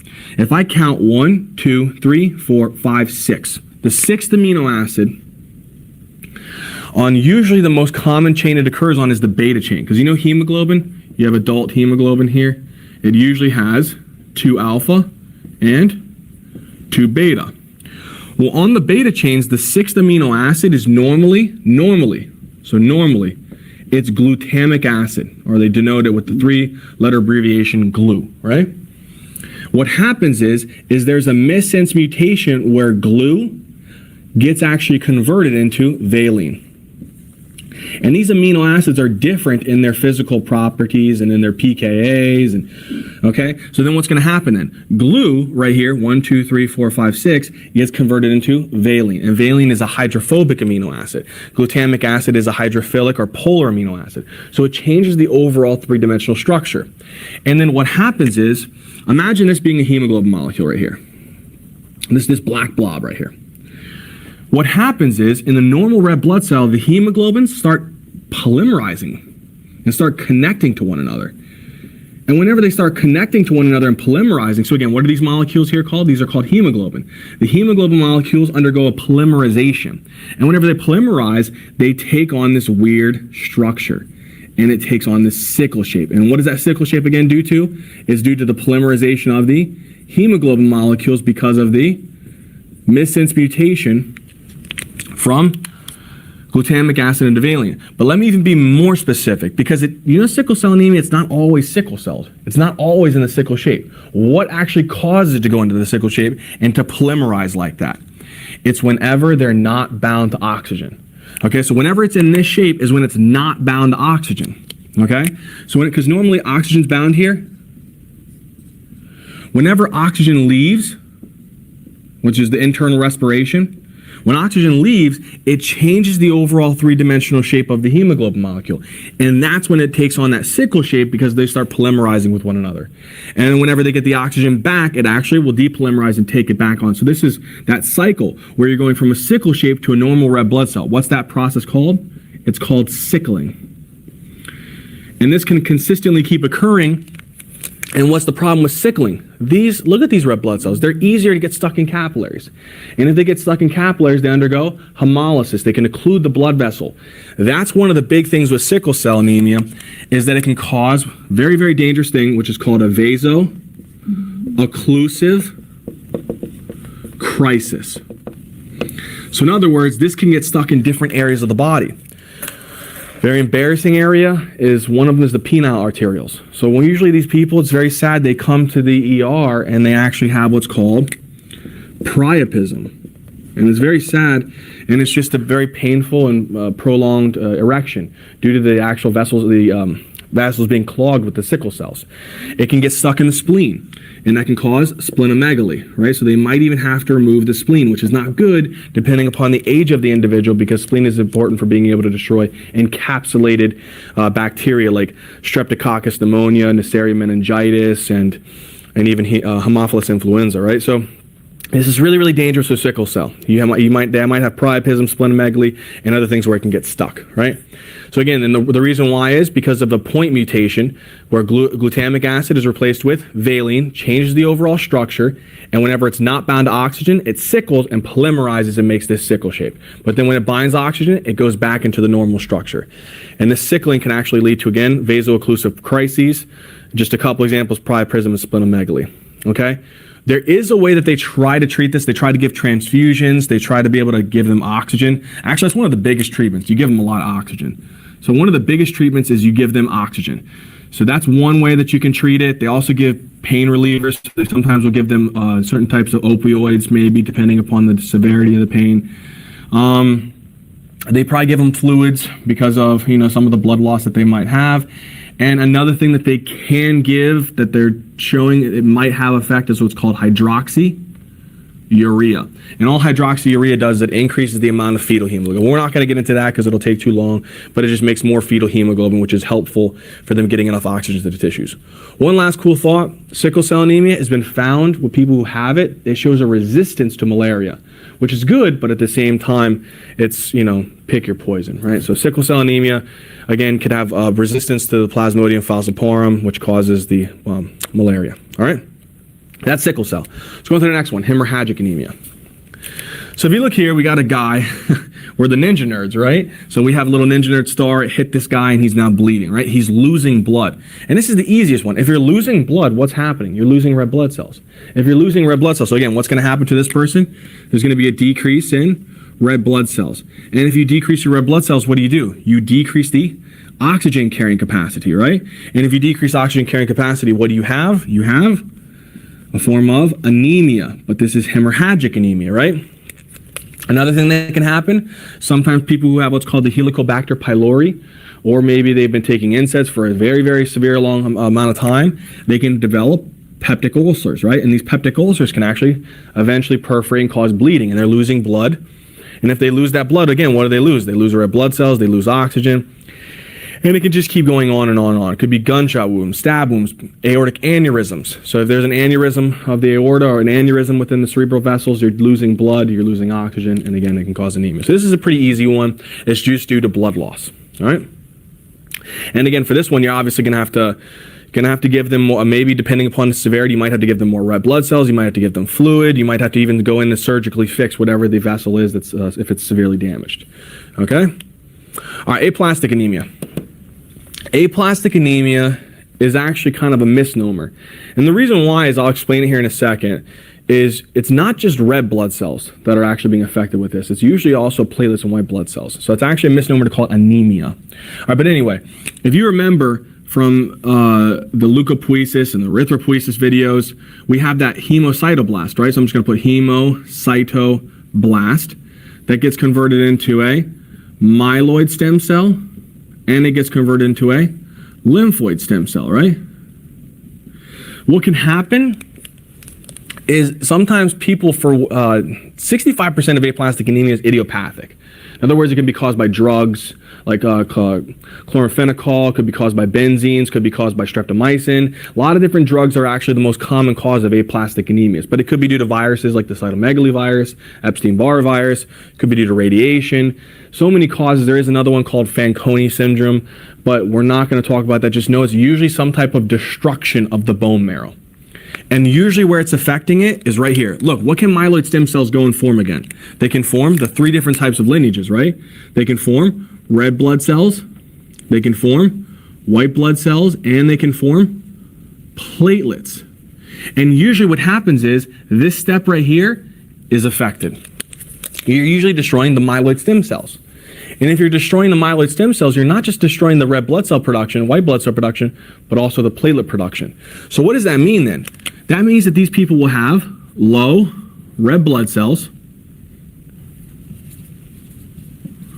They'll have low white blood cells, and they'll have low platelets. Now, we know low red blood cells is anemia, low white blood cells is leukopenia, and low platelets is thrombocytopenia. But altogether, it's actually called pancytopenia. So that's one thing that you want to know about aplastic anemias. It's not just usually red blood cells are affected, but it's also white blood cells and platelets that are affected. And that's called pancytopenia. Now, aplastic anemia, we already said a couple things of what it could be due to. Obviously, for these people, depending upon the severity, you might have to do a bone marrow transplant. You might have to be able to constantly undergo certain types of transfusions. Depending upon the severity, obviously, with the destruction of the bone marrow, sometimes there's not much you can do besides maybe just trying to treat the symptoms. And again, if there's a possibility, maybe a bone marrow transplant. All right, so that's pretty much aplastic anemia, all right, in a nutshell. So again, what would you notice about these people? They would have, again, pancytopenia as one of the clinical signs here. And again, some of their symptoms are going to be pretty much the same, right, because they're not going to have as much red blood cells. But what else would they have besides that? They would also have, if you're losing white blood cells, what would happen then? You might have an increased incidence of infections, because your white blood cells are lower, right? So that could be one clinical sign. And if you're losing platelets, what would that cause? You would actually not be able to clot as much. And if you don't clot as much, what would these people have when they have thrombocytopenia? I'm not sure how you say it's called, petechiae, whatever, but it's basically small bruises. You would have these little bruises that are kind of widespread. Okay, so they can actually produce what's called increased bruising or bleeding. Okay, so that's one thing. And again, bone marrow transplant is probably the best option for these individuals, but probably being able to treat them with antibiotics and giving them platelet transfusions and red blood cell transfusions, that's going to be very important for these individuals too, okay? Last one here, thalassemia. Thalassemia is more common within the Mediterranean ancestry. So it's more common within the Mediterraneans, okay? Mediterraneans ancestry. Okay, so this is more common within the Mediterranean ancestry. And what it is it's actually a genetic condition. And genetic meaning that, remember hemoglobin. One more time here, we had the hemoglobin, A1, right? And that's made up of 2 alpha and 2 beta. What's the problem with these individuals? There's 2 types of thalassemia. There's alpha thalassemia, and then there's beta thalassemia. Now, by telling you that, I basically kind of gave you what's happening with these individuals. It's usually whenever they're having a faulty or missing globin chain. If they're missing an alpha, so let's say that this person is missing an alpha, so they have only an alpha plus 2 beta. What would this person have? If they only have 1 alpha and 2 beta, this would be what's called alpha thalassemia. And what if this person has 2 alpha, but maybe they lose 1 beta? So if they lose a beta, then what's this one going to be? This is going to be beta thalassemia. Okay, and again with these individuals, because it's a genetic mutation, what they actually are trying to do, one more thing actually before I mention that. Because you're missing hemoglobin, what happens to the cell volume? It would drop, right? So again, what would they have? Their mean corpuscular volume, would it be less than or greater than 90 femtoliters? Because they're getting smaller, it'd be less than. So they would have a mean corpuscular volume that would be less than 90 femtoliters. So what is that called? It's called microcytic anemia, right? So this is another type of microcytic anemia. The other one that we mentioned was iron deficiency, but thalassemia is also another type of a microcytic anemia because the mean corpuscular volume is less than 90 femtoliters. With these individuals, again, they have, because of their condition, usually the best way to treat this is you're constantly giving them perfusion. So they're constantly getting, not perfusions, transfusions. They're getting transfusions. They may be even taking iron supplements. They might be getting oxygen. But hopefully, if Lord willing for them, if they can get what's called a bone stem cell transplant, that would be ideal because then it would help them to be able to make more functional hemoglobin. Okay, so again, with these individuals, it would be desirable for them to get a bone stem cell transplant, but if not, then they're going to be consistently getting transfusions. And again, it's just trying to manage the symptoms of these individuals. Okay, all right, so in a nutshell, we've basically described all the different types of anemias. Okay, so again, what were those anemias? One more time. And just in a general look, iron deficiency anemia was one, all right, which is a microcytic anemia. B12 and folic acid deficiency, which is a macrocytic anemia. Hereditary spherocytosis, which is usually some type of genetic mutation where they're not making the specific types of red blood cell membrane proteins. And this is a hemolytic anemia. G6-PDH deficiency, where they're actually, again, a mutated form or deficiency of this enzyme that's needed for antioxidant help, because if not, reactive oxygen species accumulate and cause damage in Heinz bodies and hemolytic anemia. Sickle cell, which is again a genetic condition, which there is actually a point mutation or a missense mutation, where it changes the actual overall shape of the red blood cell into a sickle shape and can lead to vaso-occlusive crises, right? Hemorrhagic anemia, just due to some type of blood loss, whether it be acute or chronic, all right? Usually it's a little bit more acute, but it can be chronic.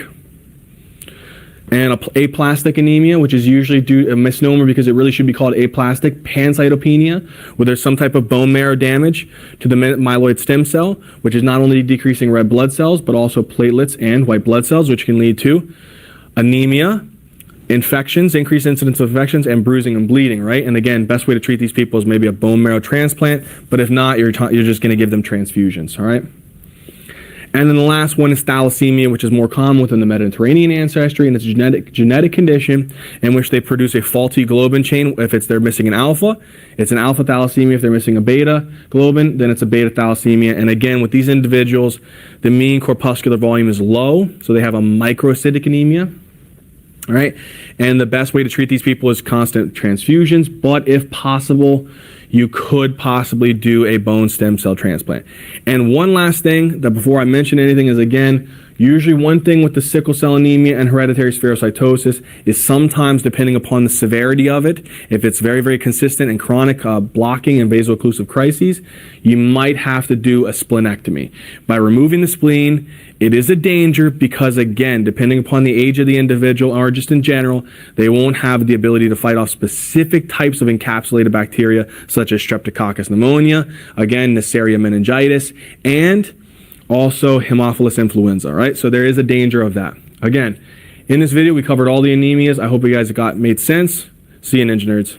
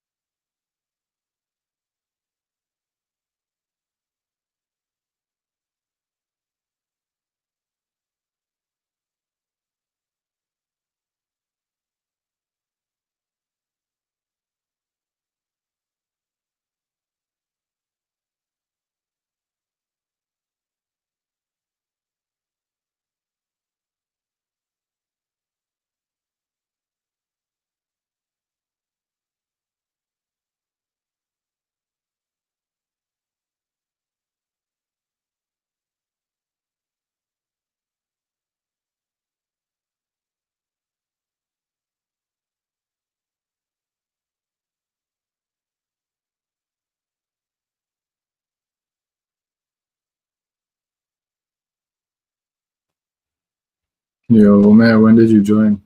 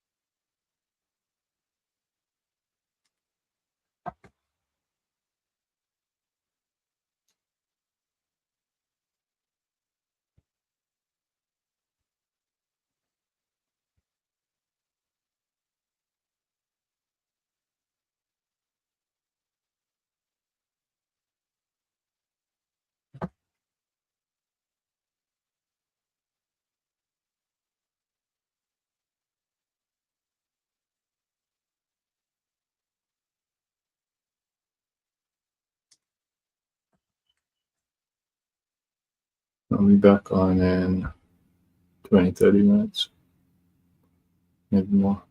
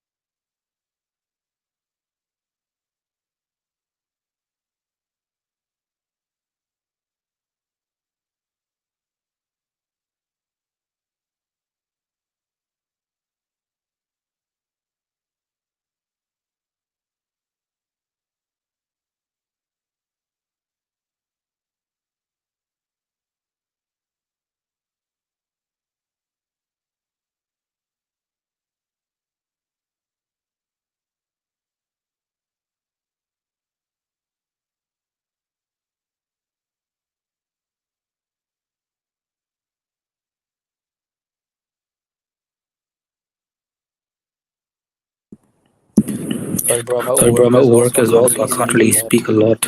You might even not hear me.